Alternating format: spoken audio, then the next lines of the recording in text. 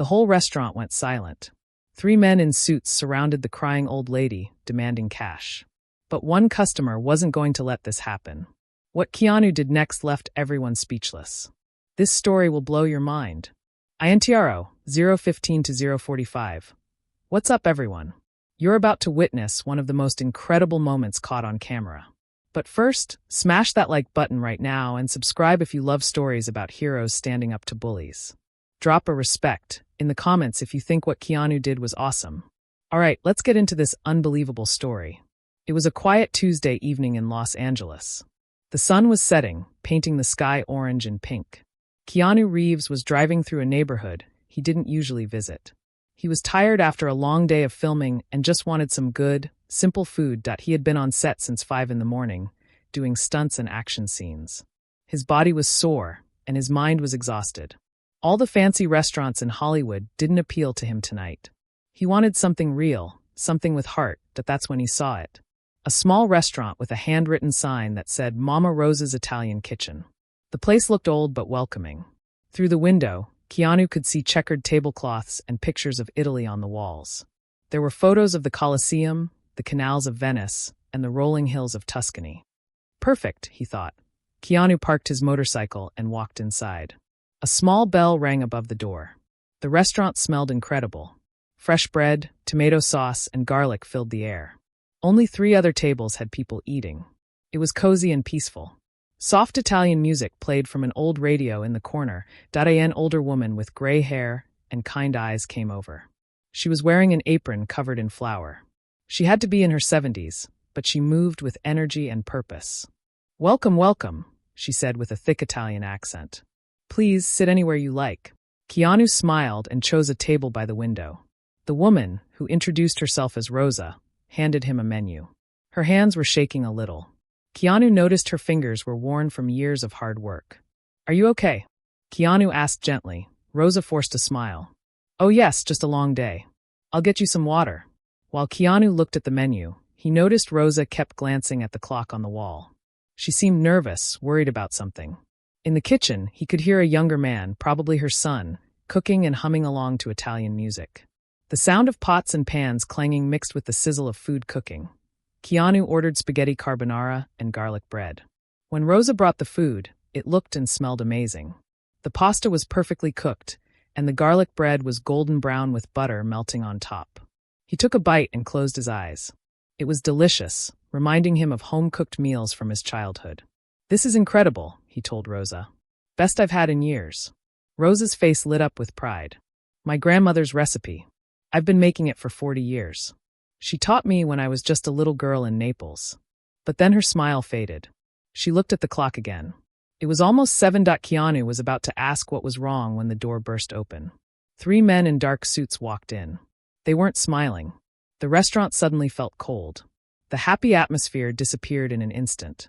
The man in front was tall with slicked-back hair. He wore sunglasses even though it was evening. The 2 men behind him looked like bodyguards, big and mean. They had the kind of faces that had seen too many fights. Rosa's face went pale. She walked over to them, wringing her hands nervously. Her whole body language changed. She looked scared and small. "Gentlemen, please, I told you I need more time," she said quietly. The tall man removed his sunglasses. His eyes were hard and cruel. He looked at Rosa like she was nothing, like she didn't matter. "Time's up, Rosa. You know the rules. Every Tuesday, 7 o'clock. Where's our money?" The other customers stopped eating. Everyone was watching.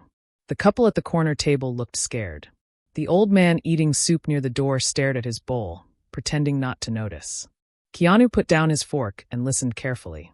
"Please, Mr. Davidson," Rosa begged. "Business has been slow. The economy is hard. People don't eat out as much anymore. I can give you half now and the rest next week." Davidson laughed, but it wasn't a friendly laugh. It was cold and mean. "That's not how this works. We did our inspection last month. Found lots of violations, remember? Dirty kitchen, expired food, safety hazards."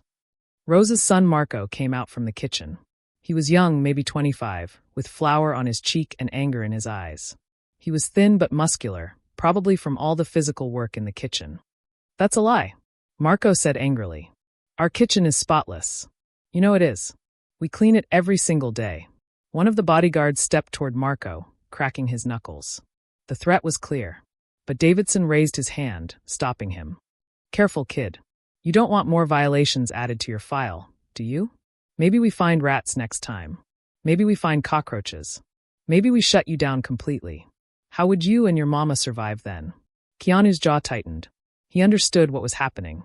These weren't real food inspectors. Or if they were corrupt ones.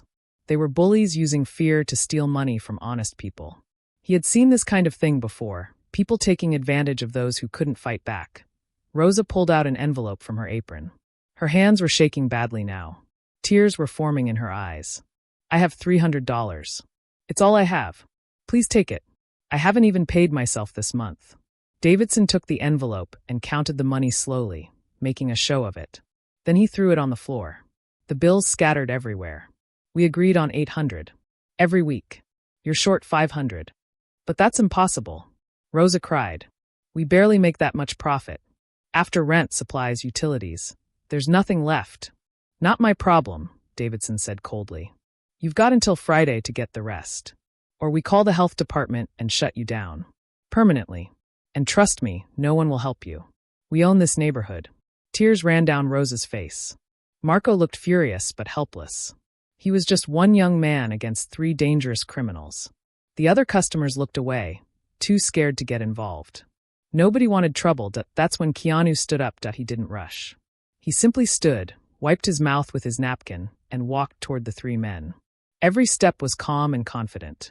He moved like someone who had nothing to fear. Davidson turned and saw him for the first time. He looked Keanu up and down, not recognizing him. Can I help you? Davidson asked rudely. Keanu stopped a few feet away. He wasn't tall like Davidson, but somehow he seemed bigger.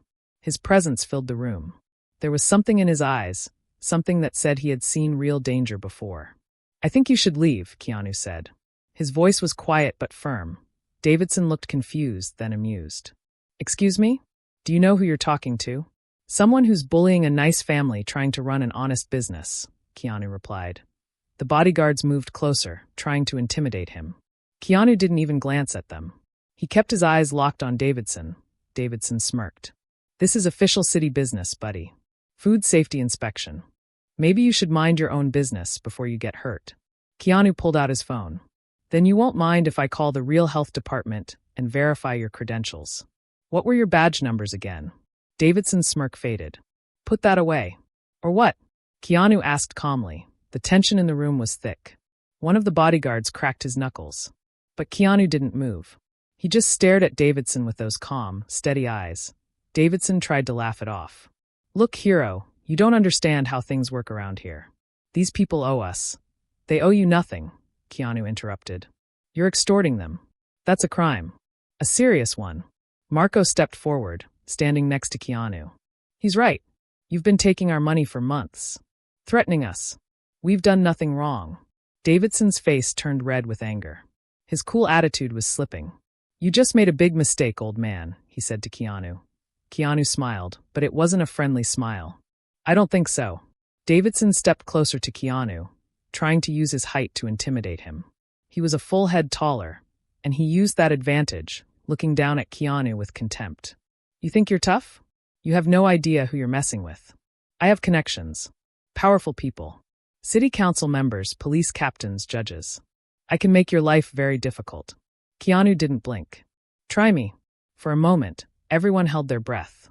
The bodyguards looked at Davidson, waiting for orders.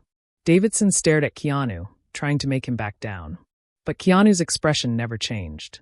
But Keanu had faced down much worse than small-time criminals. He'd trained with the best fighters in Hollywood. He'd done his own stunts in action movies. He knew how to stay calm under pressure. More importantly, he knew that bullies were just cowards underneath. Finally, Keanu spoke again. Here's what's going to happen. You're going to leave this restaurant. You're going to return every dollar you've stolen from Rosa. And you're never going to come back. Davidson laughed. Or what? You'll fight all 3 of us? Look at you, you're not even that big. I won't have to, Keanu said. He raised his phone higher. Because I've been recording this entire conversation. Every word. Every threat. Every admission of extortion. Davidson's face went white. His eyes widened in shock. You're bluffing. Keanu pressed the screen and played it back. Davidson's own voice came through clearly. We agreed on 800. Every week. The bodyguards looked nervous now. One of them whispered to Davidson, "Boss, we should go. This is bad." But Davidson was too angry to think straight. His pride was hurt. He couldn't let some random customer embarrass him like this. "Give me that phone," he shouted. He lunged for it, but Keanu was faster. He stepped aside smoothly, and Davidson stumbled forward, nearly falling. It was almost funny how clumsy he looked. The bodyguards moved in, but Keanu raised his hand. "I really don't want to do this the hard way," he said. "But I will if you force me. I've trained in martial arts for 20 years. Are you sure you want to test that?" The bodyguards hesitated. They could see something in Keanu's stance, the way he moved. This wasn't just some random customer. This was someone who knew how to fight. Rosa grabbed Keanu's arm. "Please don't get hurt because of us. We'll find the money somehow. It's not worth you getting injured." Keanu looked at her kindly. "Rosa, you shouldn't have to. What they're doing is wrong. Someone needs to stand up to them." Marco pulled out his own phone. "I'm calling the police right now." "No," Davidson shouted. "Fine. You win. We're leaving." But Keanu shook his head. "Not yet. First, you apologize to Rosa and Marco. A real apology." Davidson's mouth fell open. "What? Are you serious?" "You heard me. Apologize. Then tell them how much total money you've taken from them over these months." Davidson looked furious, but he saw that Keanu wasn't backing down. The other restaurant customers were watching too, and one of them was also recording on their phone now. This was getting out of control. Through gritted teeth, Davidson said, "Sorry." "Mean it," Keanu said firmly. "Look at her and mean it." Davidson took a deep breath. He looked at Rosa, who was still crying. "I'm sorry for threatening you and taking your money. We were wrong." "How much total?" Keanu asked. Davidson looked at the floor. "About 12,000 over the past 6 months." Rosa gasped. Her hand went to her mouth. Marco looked like he might cry. That was a huge amount of money for a small restaurant. That was money that could have fixed their old oven, repaired the leaking roof, bought new tables and chairs. $12,000, Keanu repeated slowly. Stolen from a family just trying to survive. You should be ashamed. Keanu pulled out his wallet and took out a business card. "This is my lawyer's number. His name is Robertson. He's one of the best lawyers in California. You have 3 days to return every penny. If you don't, this recording goes to the police, the FBI, and every news station in California. I have friends in the media. This will be everywhere. Understood?" Davidson snatched the card. He wanted to say something tough, to threaten Keanu one more time. But looking into those calm, determined eyes, he knew he was beaten. This wasn't a fight he could win. "Let's go," he muttered to his men.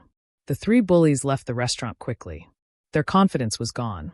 Through the window, everyone watched them get into a black car and drive away fast, tires screeching. As soon as they were gone, the restaurant erupted in applause. The other customers were clapping and cheering. The old man who had been eating soup stood up and shook Keanu's hand. The couple in the corner came over, thanking him repeatedly. Rosa hugged Keanu tightly, crying tears of relief. Thank you. You saved us. You saved our lives. This restaurant is all we have." Marco shook Keanu's hand hard. His grip was strong from kitchen work. "That was incredible. You weren't afraid at all. How did you stay so calm?" Keanu smiled humbly. "I was a little afraid. But sometimes you have to stand up to bullies, even when you're scared. That's what courage really is." Rosa wiped her eyes with her apron. "Please sit, finish your dinner. Everything is free tonight. And tomorrow. You eat here free forever." "I can't let you do that," Keanu said gently. "You need the money. But I will finish my meal." It was delicious. But Rosa insisted. She brought out more food, the best dishes from her kitchen. Homemade ravioli, fresh bread, tiramisu for dessert. The other customers came over to thank Keanu too. What started as a quiet dinner became a celebration. While they ate, Marco asked, "Do you think they'll really return the money? What if they just disappear?" Keanu nodded confidently. "They will. Men like that are cowards. They only pick on people who can't fight back. Now that they know someone is watching, they'll return it. And my lawyer is very good. He'll make sure of it. He's helped me with charity work before. He knows how to deal with people like this."